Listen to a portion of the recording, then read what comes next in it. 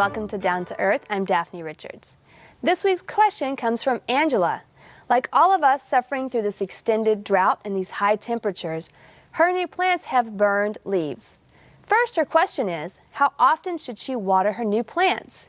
Well, that depends on several factors, not the least of which is the weather. New plants have fewer roots and so will need to be watered more often until they get established, probably every day for a while.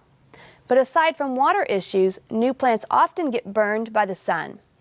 New plants especially are not accustomed to being in the full sun, and so they may need to be acclimated in a sunny spot on your porch before you actually plant them in the ground. But Angela came up with a great tip for us too. She bought some black weed cloth and attached it to posts to create shade for the burning plants. At first she did what we all do, hit the shed for ideas. She tried old tiki torches and hooked the cloth to that. Well, if you've ever used tiki torches, you can guess what happened. The wind blew those right out of the ground pretty quickly. So then Angela tried some bamboo sticks with pretty much the same result.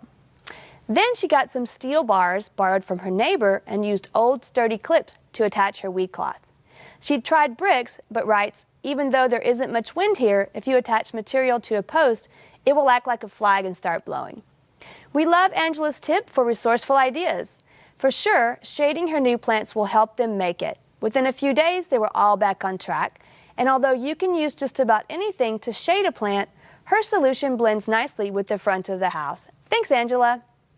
Our plant this week is flame acanthus, acanthus quadrifatus, variety Wrightii. From midsummer through frost, this plant is covered with long, slender, red or reddish-orange blooms that are hummingbird magnets. Flame acanthus loves the heat and is extremely drought tolerant, but will produce more flowers if it's watered a little more during the hottest, driest times.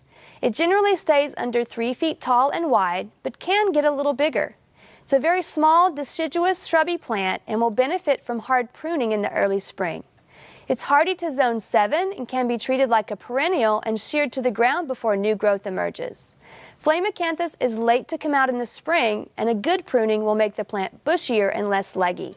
It grows naturally on rocky banks and floodplains and prefers well-drained soils, but also does well in heavier soil types in sunny to partly shady areas of the home landscape. And although no plant can ever truly be listed as deer-proof, this plant is extremely deer-resistant. Our pet this week is Mr. Leo. When Louise and her husband rescued him, he was a feral cat living on the golf course behind their home. It took them almost a year to coax him into the house to be the caretakers that saved his life. His left eye is completely dilated and he has feline AIDS. Leo was a bag of bones but now has a beautiful, healthy coat. He loves to eat any kind of grass, even fountain grass. And Louise writes, no matter how much time we have left with him, we will always adore him, and he has enriched our lives immensely. Thank you, Louise, for giving Leo a second chance and enriching our lives with your story.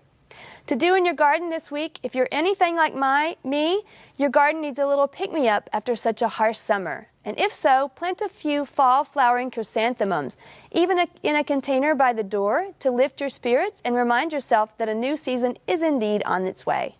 We'd love to hear from you. Please visit klru.org/ctg to send us your questions, plants, and pets of the week.